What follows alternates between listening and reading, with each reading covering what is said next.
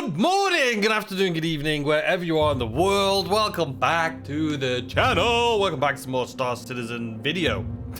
Today, it's Inside Star Citizen, so we're going to be watching it. It just came out 7 minutes ago. Actually, let me refresh. Probably a little bit more than that now. What is it? 28 minutes ago? So we're going to be going over it. Like I say, every Thursday we'll be just doing a reaction to Inside Star Citizen, just taking a little look at it, giving you my raw, honest feedback, and seeing what's coming. So in yesterday's video, if you didn't watch it, I recommend you go watch it. It was a lot of fun. It's called Star Citizen Deep Dive or Star Citizen Rewind. I haven't figured it out yet. Somebody else said I should name it a Star Citizen Retrospective. What do you think of that name? That could be actually a really cool name too. Maybe I'll change it before we get too deep into the series. But essentially, what it is we're just going back. It's this video right here. No, it's not. It's right here. We're going back and just looking at all the videos, all of them, from Star Citizen, from the very beginning 10 years ago up until currently. It's actually really cool in hindsight to look back at these things, right? Knowing what we know now about the game and the development and where it's at, going back to the very first videos, seeing the vision, seeing them talk about what it is they want to do with the game, and just their hopes and dreams for the game, basically. It's cool to see where they're at now, knowing what we know now, and going back 10 years ago to just see what the plans and goals were. And there's going to be videos, we're probably going to do 2 a week, and within the videos we literally go over like 6.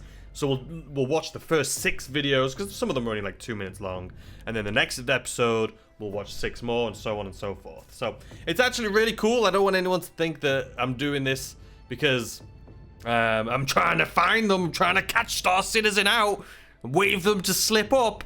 No, but, you know, accountability. I'll say something if I feel like, hey, they said this and... But I'm not going too crazy. Someone in yesterday's video comment said, I hope you don't hold too much weight on the... It's not join now. I can't remember. Enlist now.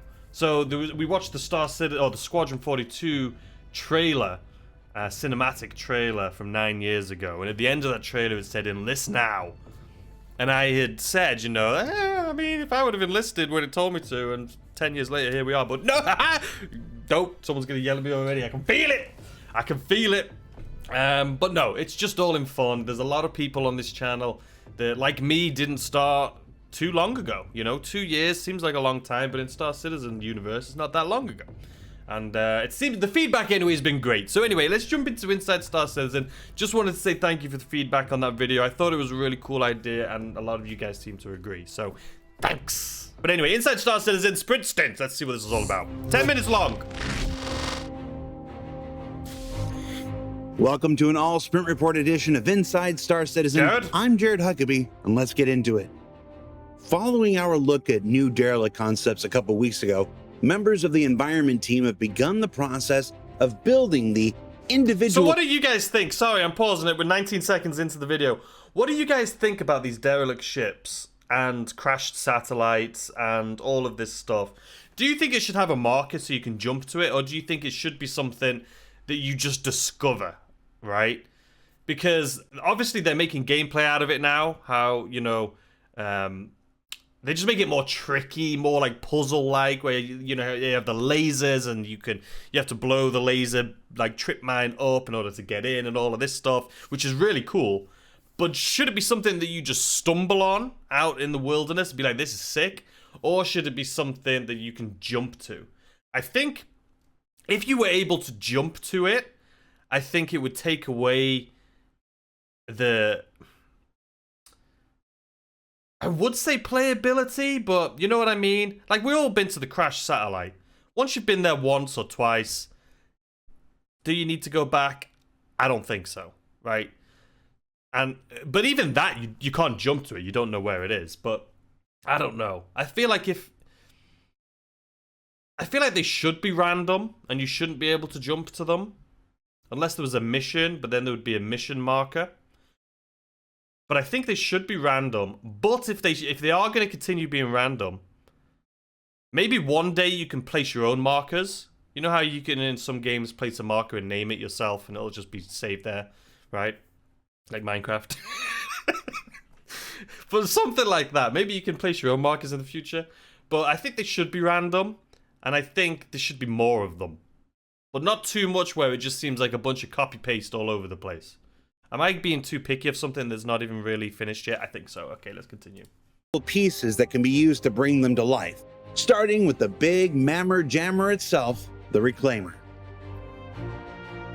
Now this is sort of like a reverse white box phase, where environment artists take the completed work of ship artists and then begin to break it down, stripping it of all the extraneous parts and then bending and twisting the superstructure in ways appropriate for a wreck that's 1, 2, or perhaps even 10 years old.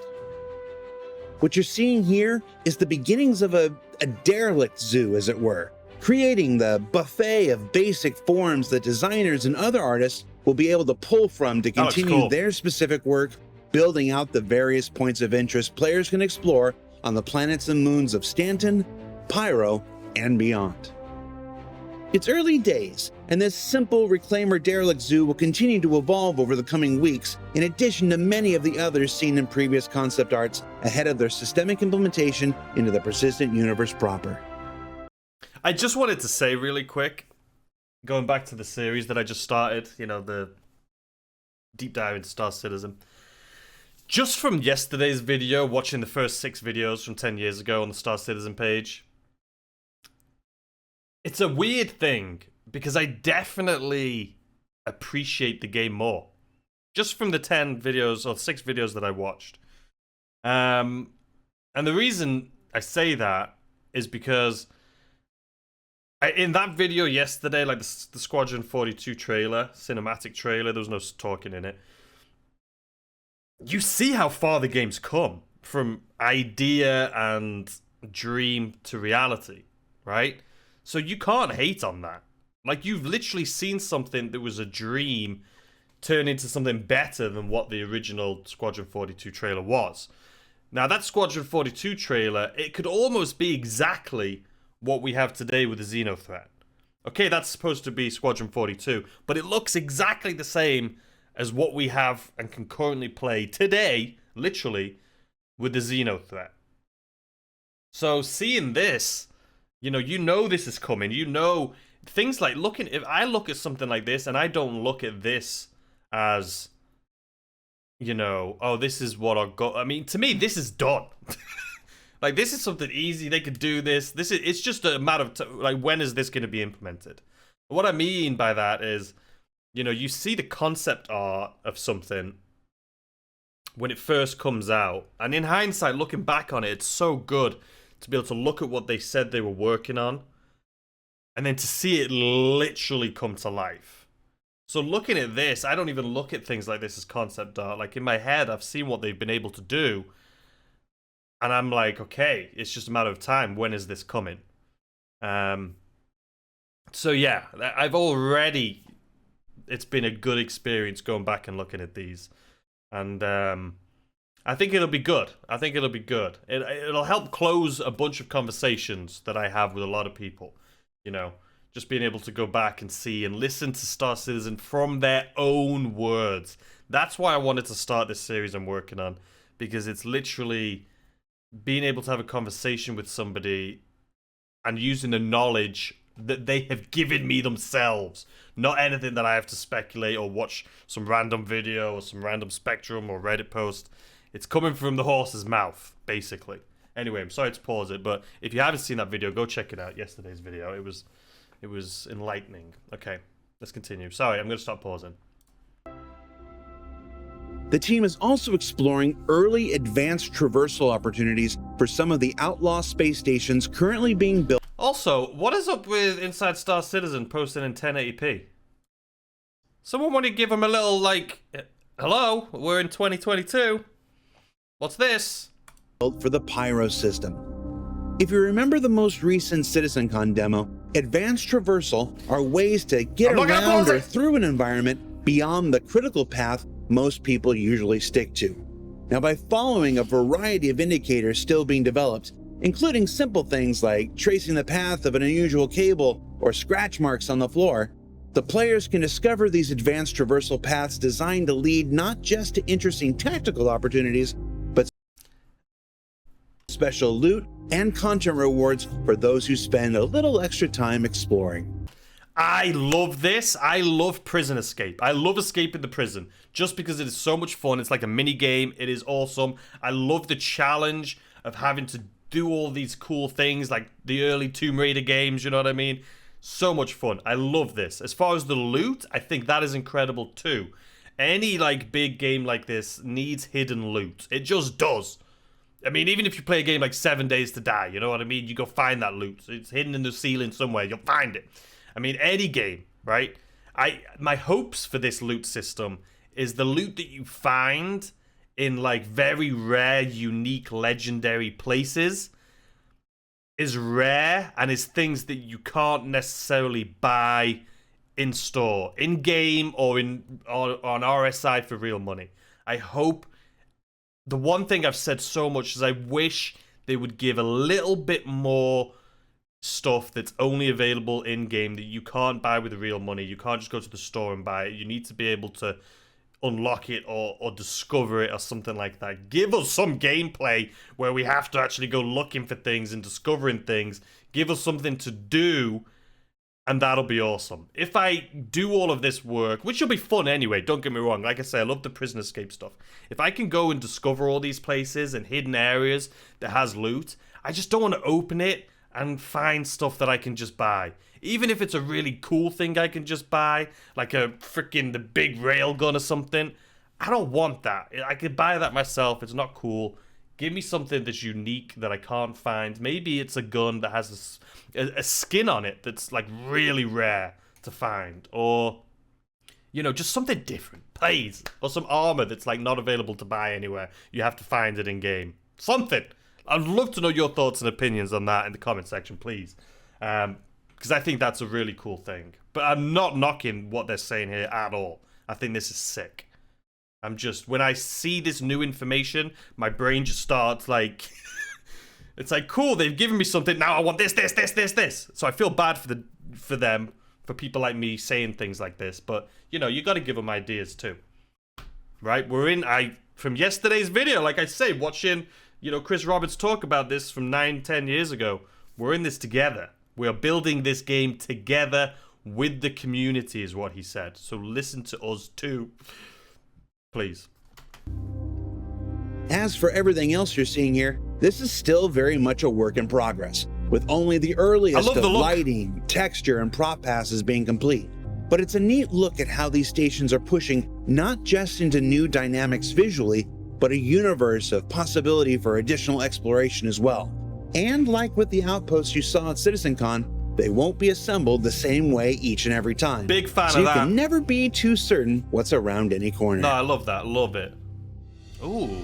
Members of the environment team also took a sprint to explore something on our backlog, namely the addition of small and medium-sized hangars to the ring structure of some space stations. It's a small touch, but these small touches, they add up to make for a more... So is the ring going to be turning? So you have to like kind of like put yourself at the same speed to be able to go into them? That would be cool. Right? Is that how this works? I don't know. Let's listen. Maybe they'll tell us. Dynamic landing and takeoff experience as players travel across the Star Citizen persistent universe. Let's switch gears here. From bounty hunting to mining, from emergency response to racing to espionage and security, as the reputation system continues to grow and expand within Star Citizen. I'll be honest, the reputation system I don't know too much about. I know it came, and you know, there's a lot of things I talk about where, like I've said, I wish there was a ship that you can only unlock when you do something specific. Like I mentioned in trading, there could be a trading ship you could unlock, but you have to have done a certain amount of delivery missions, or you have to have done a certain amount of trading, or made a certain amount of money, and only once you've done that, you basically unlock the ability to even buy the ship. You don't unlock the ship, you unlock the ability to be able to purchase the ship. In-game, though, not with real money. I think that would be cool, and maybe that could tie into the reputation system. Like, once you hit level 5, trader, you'll unlock a ship that you can buy in-game. That you can't buy with real money. And then when you hit level 10, you'll unlock something. Maybe it's an outfit, like a trading outfit. and then you hit level 50. You know, I think that could tie into this, but I don't want to talk about it too much because I haven't done too much research on this system. To be completely honest, I kind of was like, meh, with it at the beginning. But I think that's fair. It was, when it first came into the game, it wasn't polished. It's still not anyone's problem. It's just not ready yet. So I'm not mad at it.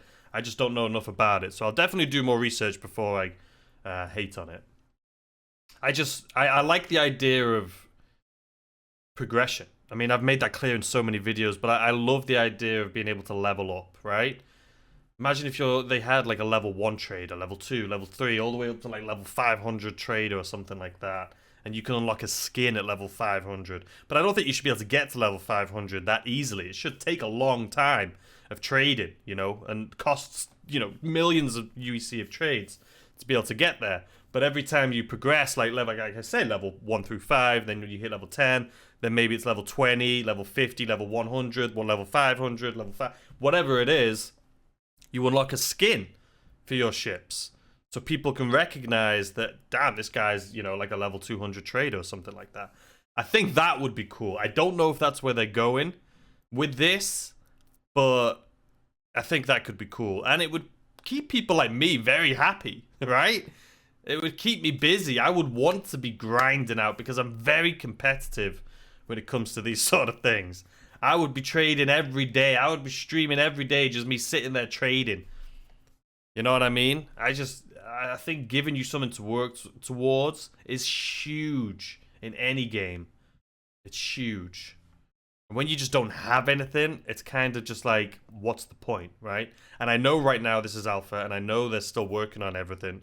But right now, there's just no progression in the game at all. And that's why I think people leave so often. They'll go away for 2 or 3, 6 months to a year, and then come back to check in on it again. Because there's no point in them staying, because, you know, there's just nothing to show.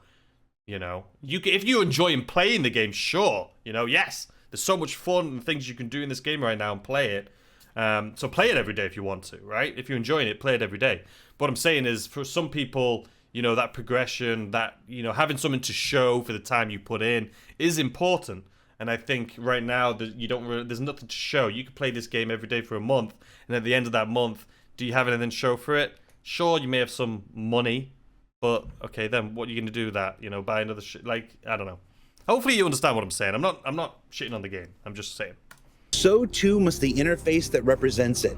To that end, explorations are underway mapping out the representative icons for some of the various mission-type career paths currently in development for the persistent universe. Now, in a recent sprint, icons for several more reputation paths were proposed, including kidnapping,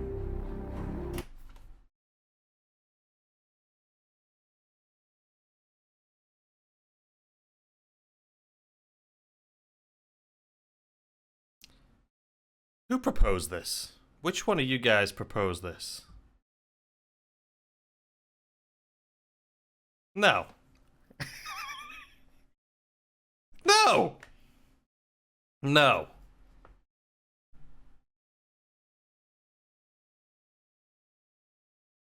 No. Kidnapping reputation? I'm a level 10 kidnapper? No. The whole idea of that just seems weird. I know this is maybe a joke, but I think it's stupid.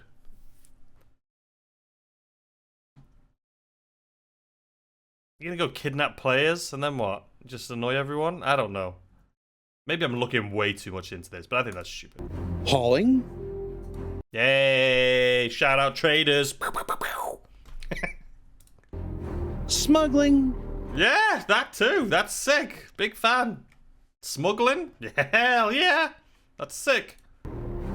and theft. Yeah, right. That's sick too. Piracy, right? This is sick too. Stealing from other traders? Big fan. Maybe one day I'll try playing on the dark side. But I enjoy trading too much. But playing on the dark side could be fun. I've just found myself. I think the dark side is more fun and entertaining to watch for a lot of people. because it's just something about it that's like you're doing something wrong, and it's like there's always action, right, when you play in the dark side, like on the pirate side of things. But I think playing the good side is just way more fun. Or is it more fun? I don't know. I've just always felt when I play games where I have a choice, I always go the good way. Is that just me? I'm sure, surely that's just human nature, right? You just go the good way, and you try and become the hero versus like the villain. I don't know, but I think piracy in this game could be a lot of fun as well. You know, being that pirate org that literally steals cargo from people and does all of the, you know, smuggling drugs, and just has this big empire of Drake ships that are all pirates, and, you know, they don't care about anything. That could be a fun path to go down, you know? I don't know. You need both sides in order to make the game fun, right? You have to have both sides. Now, these aren't the full array.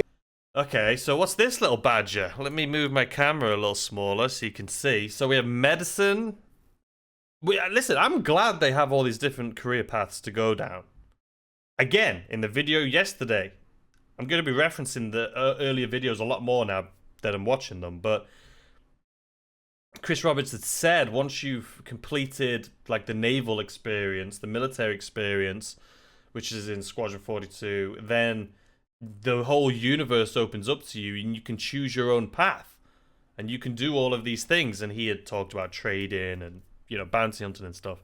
But this is even better. I bet he never thought about racing and mining and espionage and all these things, right? This is sick. So let's have a little look at them. So medicine. We have, you know, when you think of a medic gameplay, you may be like, realistically, how often are you going to get called out? If you're like, oh, I want to be a medic, so I'm going to get a Cutlass Red, and I'm going to be a medic and get all the supplies and wait for someone to send a distress signal saying they need medical help. Realistically, let's be honest, that's not going to happen very often. It's just not. It's not. Even with a big persistent universe and, you know, hundreds of people in the servers, you're not going to get called out. I would assume that often for medical help. But where this, I think, is something that could be really cool, and the same with refueling, because I feel the same way about refueling. Realistically, how often, if you're someone that wants to do refueling, how often are you going to get called out? I don't think that much. But the same with the refueling, and I said this on last week's Inside Star Citizen, I think medicine, I think refueling, repairing, all of these things will be very crucial, and you will be needed a lot when you're part of an org. If you're part of an organization that is big and gets together, you're gonna need a medic. You're gonna need those beds. You're gonna need someone to help if you break your leg and your health slowly going down and things like that. You're gonna need a medic. You're gonna need refueling. If you're flying around the verse in a big group, people are gonna need refueling. That's where I think refueling will come in. Same with the repair ships. You're gonna need ships to be repaired. So if someone has a repair ship, that way these smaller things that you feel like wouldn't necessarily be needed that often, when you're in an org, they will be needed every day. So that would be cool. Personally, myself, I'm not interested in the medic gameplay, but I know there's a lot of people that are, so I'm very happy for it. Bounty hunting, same thing. I personally don't enjoy it that much. Maybe it's because I'm not that good at it, but it just doesn't interest me. Assassination, I think, would be really cool. You could say that's very similar to bounty hunting, sure, but that to me just seems way more fun. And to me, I look at that more of FPS, right?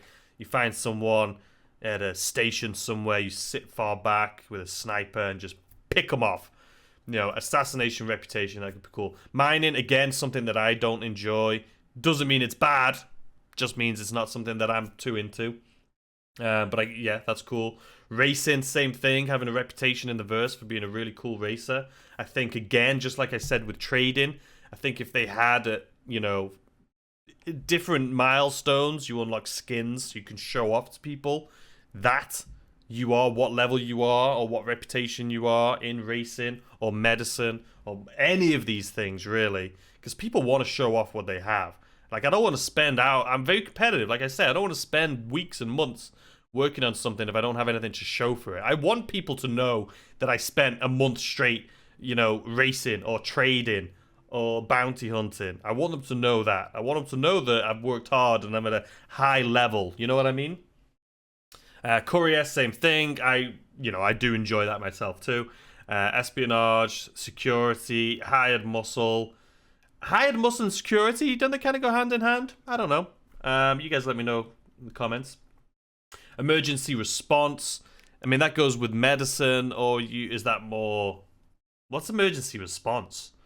Because that's more like the police, right? Like the Navy? I know you have a Cutlass Blue, but to me, I look at that more as bounty hunting, right? You can capture someone in that, take them, to Clash or whatever it is. But emergency response, I'm not familiar with that, so you guys can let me know in the comment section. And then, so it looks like those are all ones that are happening, and then the ones beneath it are the ones maybe that they're thinking about. So kidnapping, I still don't get it. Maybe I'm looking into it wrong. So I just think, A, it would be annoying. I don't want people kidnapping me and taking me all over the verse. It would just be frustrating. You know what I mean? Who cares? I don't think it should be something that you have a skill tree to. No, I know it's not a skill tree, but there's reputation system. I don't think you need that for kidnapping. I think you can kidnap people anyway, right? If you kidnap an org leader and demand money, that would be cool, but I don't think you want to give them a reputation for that, because then people are just literally just going to be kidnapping people all day, every day, and I feel like it would just be annoying. I don't know. That's just my opinion. Let me know what you think. Salvage, obviously, a really cool mechanic. Can't wait for that to come out. I will try it myself, but I would assume I won't enjoy it that much. I feel like it would be more fun than mining for me, but I feel like it would be too similar to mining that I probably wouldn't be something that I enjoy. Not that it's not good, right? Hauling, that's more my cup of tea. I like the courier aspect. I like the taxi aspect. I like the idea of flying people all over the verse. I like the idea of doing cargo trading, hauling, taking packages from one star system to another star system, taking packages from one outpost to another outpost. However big or small, hauling is where I want to, go. And it looks like there's different areas to hauling, right? So you can be in like one of the Hull series ships doing massive trades. These are both Hull series ships by the looks of it, so I'm not sure what the difference is. I don't know what this is at all. So I don't know, but maybe there's different, obviously there's different sizes for it. Theft, I think, is cool. I think that's piracy, right? So you can steal cargo, you can steal ships, you can steal all of these things. Big fan.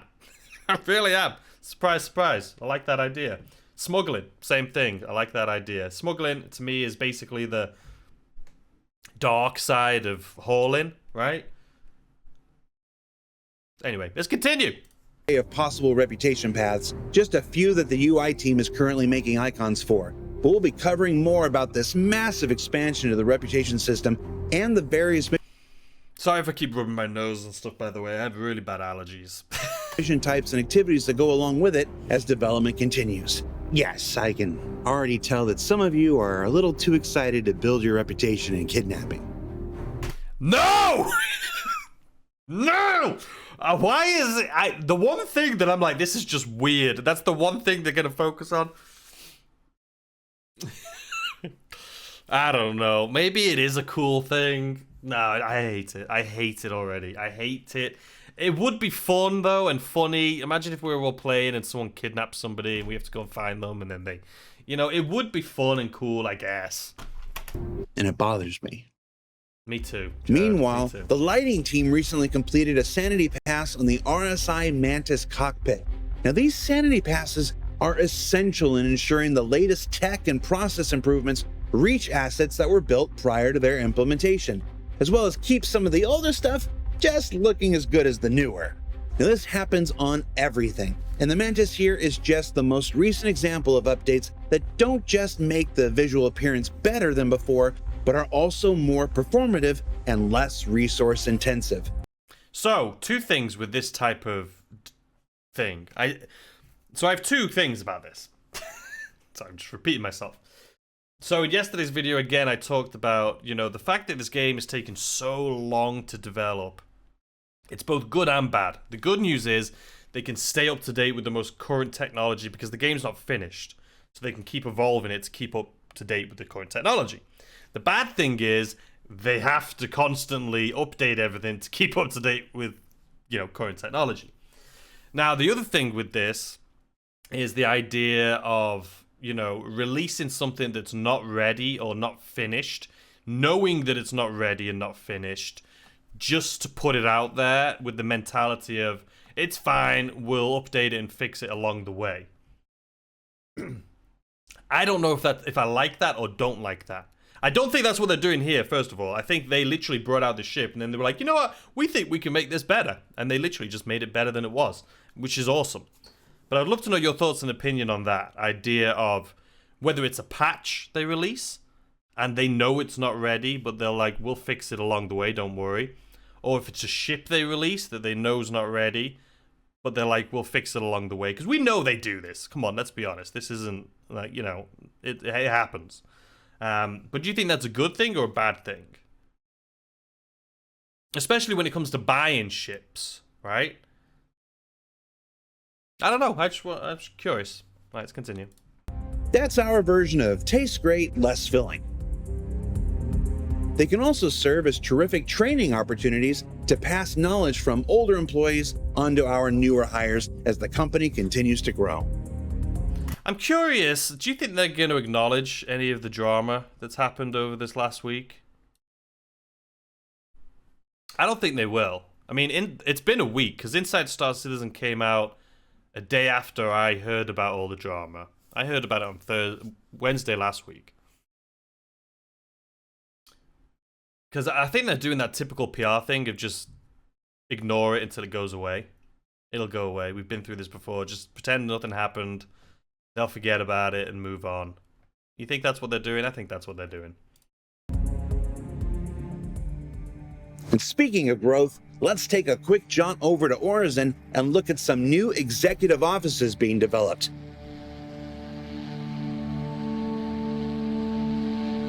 Now, these structures would be placed out on some of the raised landing platforms and provide a small, self-contained working area for Horizon's bureaucracy, including an elevator down into the inner depths of platforms beneath. What about RO? What if I want my own office? Why does it have to be NPCs? Imagine if someone just calls you, you're in game playing by yourself, someone's like, hey, where are you? Like, oh, I'm over at my office if you want to come by. Problem is right now they wouldn't come by because it would take them 5 years to get into Horizon and then 5 years to get out. Did they fix that? I don't even know if that's been fixed, but you know, they could fly here, meet you here, and maybe you can, you know, they could be like, oh, I have this for you, and maybe it's a gun or a package or money or whatever it is. That'd be cool.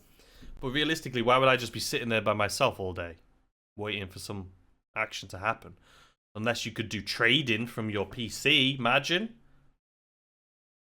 I'd sit at that PC that they have around that corner right there. If I could, like, trade in game, that'd be cool. I don't know. Of course, as for what adventures... I literally apologize. You have to understand, when I see these things, these are literally just the first thoughts that come to my head.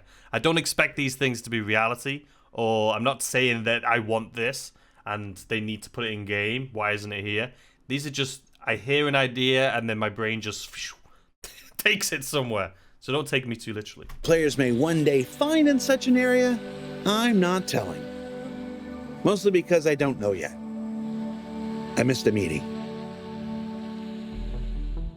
Let's move on to some ship updates with this look at the continuing final art phase of the Vulture from Drake Interplanetary, where you can see all sorts of the smaller details you'd expect to see while unifying some of the scale reads where some items in the back half seem to feel a little more chunky compared to those in the front. It's pretty much just tightening things up and finishing them off now ahead of Salvage's intended release later this year. But before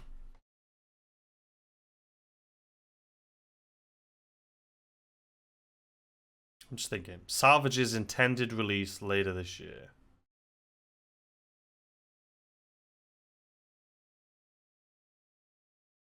I know I've been critical a lot this past week of me saying they use this stuff for marketing, but then things get pushed back. I'm just curious, because as you guys know, like I just said, I'm doing this series where I go back. I've talked about it a million times in this video. But just here, you know, with Salvage's intended release later this year, I mean, it was intended release was also in 3.0, right? I'm just trying to think, when I watch all of these videos that we're going to be watching from 10 years ago up until now, are they saying the same thing? And I'm not mad. It is, they said intended, right? But obviously, if they say intended every month, it just gets annoying. It's not that you can't be mad at them, but it's just you can be annoyed. Anyway, the whole series ships. I don't want these. I don't want them yet. Throw them away. No, I don't. I love the idea and I want all of them, but there's just no need for them right now.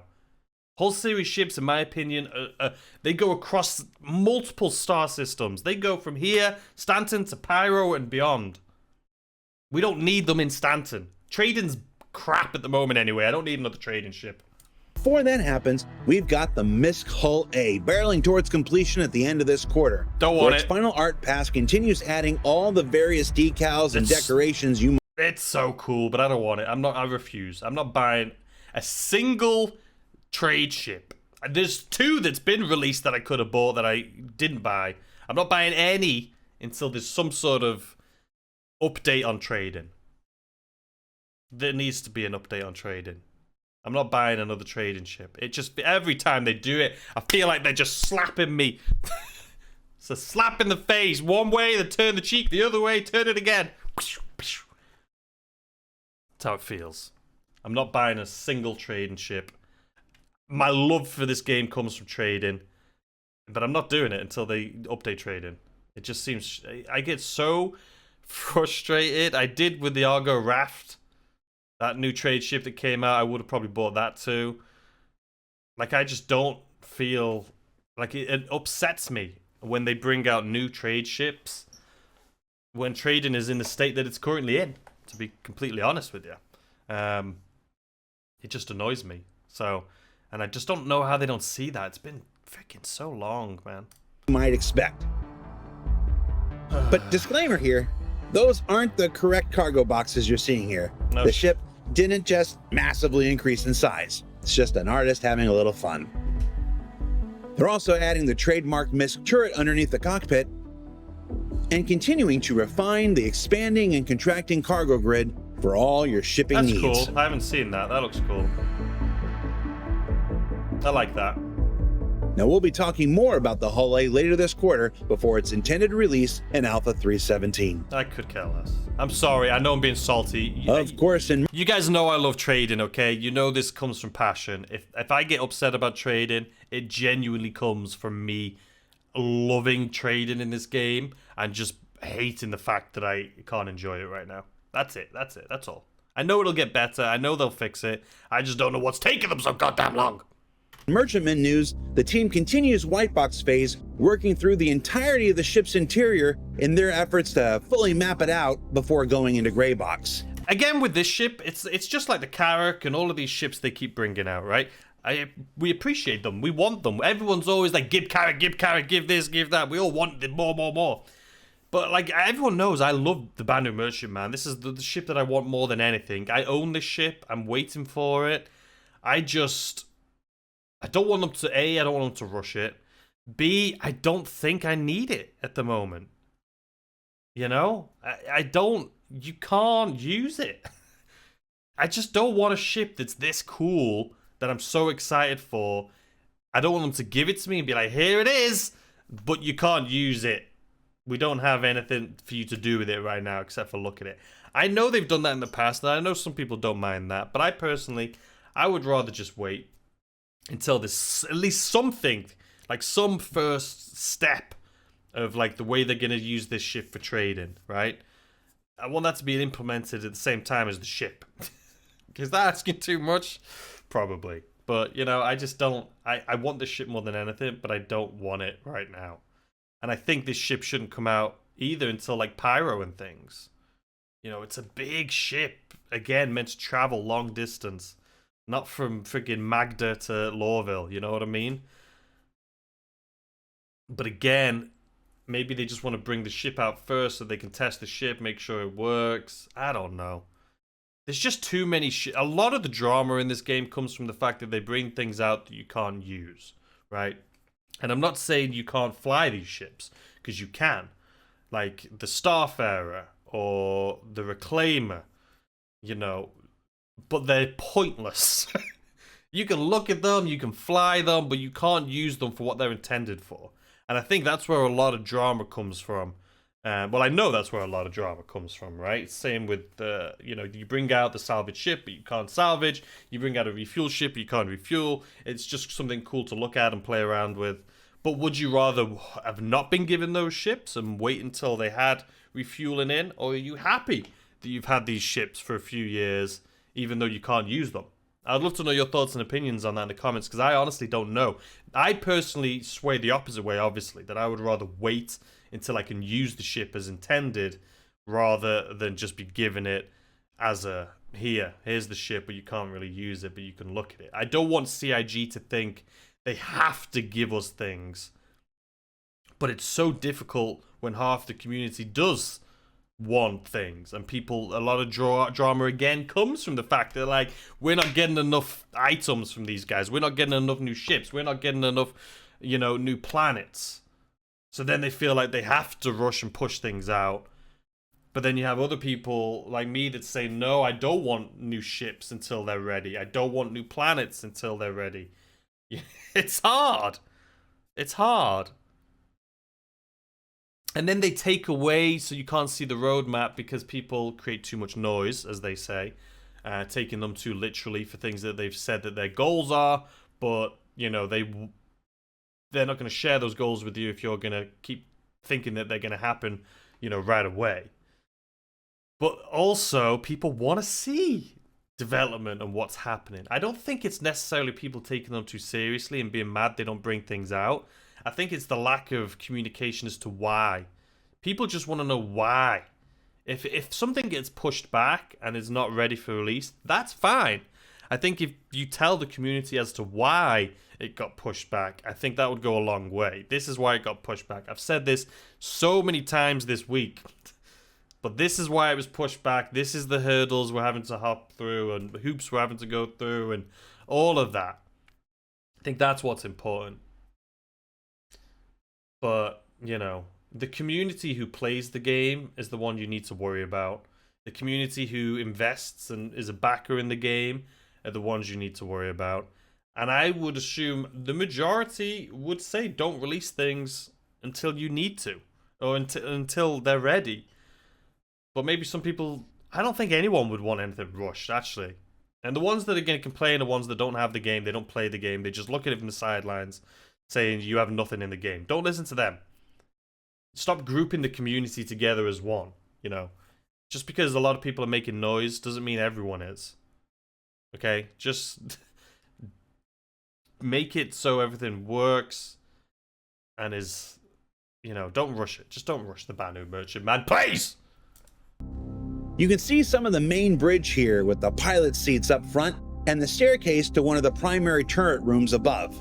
That's a big staircase to a turret room, unless there's like 5 turrets up there. I like it though. Stop getting me excited, CIG! In White Box Phase, it's simply about making certain every space has a purpose, has the room for players to achieve that purpose, and to do so with the signature organic shapes that have come to identify the Banu thus far. Moving down to engineering, work continues making certain everything is symmetric. Now, last time we showed it, the stairs here were getting just a little too pinched, so they've opened up the area a bit, trying to make the whole room feel nice and grand within the confines of the current exterior. And then in the habitation area, you can see the beginnings of a... This ship is massive. This ship is massive. Like I say, this is a multi-system ship. This isn't a, you know, Magda to Lorville, or even Lorville, Hurston to Crusader. This is too big. This is a cross multiple systems, right? This is a trading ship, or a store ship, as it's, you know, I can't remember the exact name. It's not a trade. Is it a trade ship? I don't know. But it's basically, it has stores, and you can trade goods, and you can stock it with goods, and people can come on. It's like a mall in space, okay? So this is something that I think you take around the entire system, and I just, for that reason, I don't think we need it yet. I don't want to fly a ship like this. I mean, this to me is like giving someone a Lamborghini on a driveway. You know, we don't. If I want a Lamborghini, I want open road. I want to be able to go and drive that thing on a track or just out on a country road or something. This is like putting Lamborghini on your driveway and you can literally just go forwards and backwards. I don't want that. Brand new shrine that we'll explore more of in the future.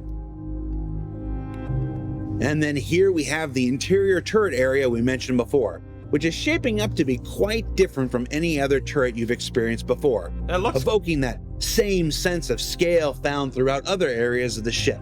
It looks sick.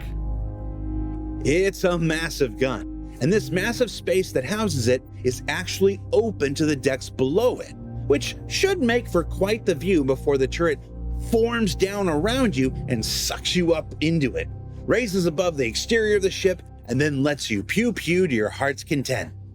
Yeah, merchantman people, this one's going to be worth the wait. Don't tease me. Yeah, I agree. It'll be worth the wait. It'll be worth the wait. It's going to be a while, I hope. I hope it is. I'd hope it's not rushed. I know it's been in development for a long time, but I hope it's not rushed. And finally, before we let you go... Okay, this I don't even know what this is, but it looks sick. I just finished watching Boba Fett yesterday, and this is that coming to life in a game. We started this week with derelicts and a mention of those colonialism outposts. It's very Star Wars inspired, right, this game? For sure. More so recently than ever before, I feel like. But it's all, I know Chris Robbins said 10 years ago, because I'm all up to date these days, you know what I mean? That, you know, bringing that Star Wars when he was 8 years old, watching it for the first time, bringing that to life. So, makes sense. So let's combine the two and look at an initiative the teams undertook to explore outposts. I love it. I can't wait for the Pioneer ship to be able to build your own outposts. Of days gone past with these concepts that you can see here. Now, one of the many projects the team at Turbulent is working on are the systemic tools that will one day bring these to life across the Pyro system. But as with all concepts, artists must first explore the... I'll move me up here out of the way a little bit so you guys can see what's down there. There's not much there, to be honest, but, you know. What is this? This looks cool. I mean, this is just, you know, abandoned outpost stuff, right? This is the type of place where, you know, you can find a chest that could have some really cool loot inside of it. You don't want it to just be a visual, but you also don't want to have copy-paste things all over the verse. That's just lazy. Take your time. Take your time. We're, you know, people have waited 10 years. They can wait another, or can they? Actually, I don't want to say that. The ideas further and set the goals for those systems to build towards. And just like the Reclaimer derelicts from before, work has also begun creating the derelict outpost zoo that will one day serve as the basis for hand-placed points of interest first, then the systemic implementation still currently in development. My brain too small for what words he just used. Wait. Hand-placed markers? For hand-placed points of interest first. Hand-placed points of interest. Is that like what I was saying earlier, where you can create your own markers? Is that what he's saying? Then the systemic implementation still currently in development. Now, whether it's brand new or 100 years old, each location is a new opportunity for story and gameplay to be found throughout the upcoming Pyro system. Yeah, I like the idea. I think one of the issues they're working on they need to fix as a major thing is desync. Because desync just makes the game feel very clunky when you go into places like this. I think FPS in this game needs a little bit of work too. I think it is very clunky. If you've played FPS games, you know this. It's very, like, you know, very clunky. I'm just trying to imagine myself here in this area. Of how it would feel, you know, what you would be looking for, what you would be doing. And I think, yeah, they just need, like, it's just first person needs to be worked on. Less clunky, less desync. You know, getting stuck in this game. You guys know it's every video I would post, I would get stuck somewhere. You know, you could just be stuck. You just can't move. You're just like stuck on like an entity that's, you know, that's the sort of thing that makes it feel even more clunky than it is. And I'm sure they'll fix it eventually, but you know, it doesn't mean I can't say it's not great at the moment, right? So what did we learn this week? Well, we learned that the process of making new things old and then new again is well underway with the Reclaimer and Outpost derelicts. That advanced traversal means additional opportunities for loot and storytelling in the Outlaw space stations. That the Banu Merchantman continues to make its impressive journey through Whitebox, and that the reputation system is on the cusp of expanding into a wide variety of legal and not so legal activities. I think these are the words you've got to be careful of, right? With Inside Star Citizen, saying things are on the cusp, because that's where it comes from. You can't get mad at the community for thinking things are coming out when you say it's on the cusp of being here. You just can't, unless it's truthful. But I think that's where they walk a fine line of, you know, using Inside Star Citizen as a marketing tool to try and get more people in, which obviously that's what they do, as well as giving us information. But you've got to be careful, because if you're worried about the community taking your words too seriously, you can't say things are on the cusp of being here. Or am I just taking this too literally? I don't know. Maybe I'm looking into it too much because it's on the, you know, forefront of my mind right now with everything that's been going on. But just be careful. You know, a lot of the times I feel like CIG does it to themselves. I'm not saying with this, but you know, they create the issue and then they have to deal with it for a while, and then it dies down. So I think, you know, yeah, this stuff all looks sick, and it's something that I'm excited for, and it's something that I know will probably 99.999% happen and be in the game. But it's just, is it gonna, I think something like this will probably be in the game, like everything we watched here today, you know, within the year. I can't imagine why it wouldn't. I honestly think like within a year. But if I watched this and all of this stuff came out 5 years from now, come on, you know, that's where it's kind of frustrating. Like, it's great to have ideas. Seeing, like I say, over this last couple days, let me continue this first. Now, don't forget that Xenothreat is still underway, and Coramore is almost upon us with slick, iridescent paints, and hopefully no more Valentine's card contests that I have to explain to my mother. For Inside Star Citizen, I'm Jared Huckabee. We'll see you all next week. Alright, what you guys think of it? Did we like it? I liked it. I thought it was a lot of cool stuff. I love it. Yeah. No, it was a good Inside Star Citizen. I enjoyed seeing all the new artwork. Like with the Banu Merchantman and stuff like that too, and all this new tech and places that are coming. It's all cool. I do stand by, you know, if it's not ready, don't bring it out. Wait a little bit longer. You know, the community will wait. They've waited this long. They'll wait a little bit longer.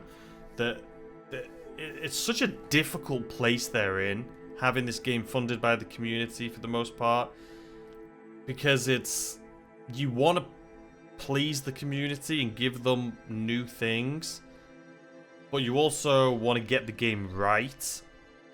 And I think they're doing, I've said this and I still think it's true, it's the management, it's the structure, it's the organization, like who's holding this together. I'm sure there's better ways to implement new things without releasing things that aren't ready just to please people. And I think Star Citizen does that a lot. I think they push things out that aren't ready yet just because either they want to just please people and say, hey, at least you have something, at least we've done something. This is what we have to show for the work we've been doing the last 6 months or whatever. And I think they also push things out that aren't ready for money, for funding, right? I think they push ships out that aren't ready because they want that funding. Or they'll push an update out for funding, to get new players in. Players will be like, oh, look at all this cool new stuff, I'm going to jump into Star Citizen. And I know some people are going to be like, no, that's not, it's it happens, right? They're a business. As much as you want to think that CIG is this, you know, perfect company that, you know, everything they do is for, they're a business as well as trying to build somebody's dream, right? It's just how it is. It's not going to be everything beautiful. They still are going to do things for money. Not just to develop the game, but also to pay for all the staff they have. They're trying to get to 1,000 staff, and, you know, they have to pay for that, right? So they need to make money. So, yeah, I just wish they didn't push things. All of the frustrations I've ever had with this game are because of things were rushed. 3.10, I think that was my first time I ever really got frustrated with this game, was when they pushed a patch out that I didn't think was ready. And in doing so, it kind of backfires on them because people stop playing. And to them, though, it may be like, who cares? We don't care if people play or not. It's an alpha, but you guys are just testing it for us. If 10 people play or 10 million people, which obviously they don't have that, but, you know, 10 people or 10,000, we don't care. So maybe they don't care if people don't play a patch. As long as they get that funding, right? That's their business. So, you know, it can upset people. People can go away for a while. I myself, when 3.10 came out, I was gone for months. You know, I had no interest in playing it. It was very unstable. It was just a hot mess. And now recently the game is very stable. It's in a good spot right now. I'm just, you know, I'm just kind of bored of the verse. I need some progression or something to get me back into it. But which will be coming. But yeah, just don't rush things, don't rush ships. I think having ships that, you know, don't get me wrong, I've had a lot of fun in the Starfarer. We've had org events in it. It's a fun ship to play around with. But, you know, it's been out for a while and refueling hasn't been there. But you need to first create the ship before you create the tool. So maybe they wanted to make sure the ship was fixed and ready to go before they brought out what it does. It's a hard one. You're never in anything going to please everyone. You're just not. So, things that I get upset about, obviously, if I have like a microphone because I have a YouTube channel, I'm telling people, that doesn't mean my thing I'm upset about is any more, you know, worth them fixing than what you're upset about. Right? I'm just one person, just like you're one person. Just because, you know, I have a channel that's telling, you know, thousands of people doesn't mean, you know, I'm right. I'm not. This is just my opinions, okay? You know, there's things I want them to work on that somebody else could care less about. And there's things that I could care less about that somebody really wants. So like, you know, medical gameplay. I could care less. Fix trading. But somebody else is like, I could care less about trading. Give me medical gameplay. You're never going to make everyone happy, right? But I do think the one thing that frustrates me a lot is just the things that they already have in the game. I would like those to work. I think they've had so many opportunities to adjust trading, and they just haven't. And that's what's annoying. It's like they just could care less, in my opinion. And I get worked up on this topic, but again, it comes out of passion for the game. But I just feel like there's so many times they could have just tweaked it, and it just seems like they're like, don't worry about it, we have more important things to worry about, which maybe they do, because they're not gonna get any money from me if they had trading fixed. I say that, yes they would. I would have bought 2 more trading ships from them if trading was working. I'm just refusing to buy them because trading's crap. But that and the star map, we all know the star map is absolute dog. Right? It is awful. It is so bad. But it's like, we know they're working on a new star map, so is there a point in fixing the old one when the new one's coming out? But the old one has also been terrible for 2 years, so maybe it would have been nice to fix it a little bit before the new one comes out. I don't know. I just think there's so many creases they can iron out in the current live build that would make a lot of people happy. But that's just my thoughts. But I thought this was a really good Inside Star Citizen. If you haven't seen the video I did yesterday too, I recommend checking that out. It's really cool. Like I say, going back and checking out the early Star Citizen videos. I'm just trying to get myself more educated on the development of the game and, you know, to be able to have conversations with people about the development of the game, you know? If and it's coming out of Star Citizen's own mouth. So if they did say they were going to do something, then I'll be able to be like, yeah, you know what, they kind of did say they were going to do it. Or if they didn't, I could be like, you know what, they never said they were going to do it. So whichever side you're on, I think it's important. Knowledge is key on everything, right? Educate yourselves. So that's what I'm going to do anyway. I'm not going to go and read all of the articles they've published ever. So I'm never going to know everything that I'm sure a lot of people know. But I'll get myself more up to date with the development from the beginning. So it's a cool series I'm working on. I'll probably do 2 videos a week on it. So yeah, anyway guys, I hope you enjoyed. If you did, hit that like button down there somewhere. Subscribe if you do. Turn on notifications to know when I post a video. I'm trying to do daily videos right now. We'll go back to streaming probably on Sundays and Tuesdays. But that'll be another like week or so because I'm just trying to get into the rhythm here first. And then I'll, you know, go back into streaming. But, yeah, anyway, I hope you enjoyed. Like I say, like, subscribe, all of that stuff. And if you want to help support the channel even further, you can become a member. Thank you to all the members that have become members recently. I appreciate you guys more than you know. And I will see you guys tomorrow with a brand new video. Goodbye.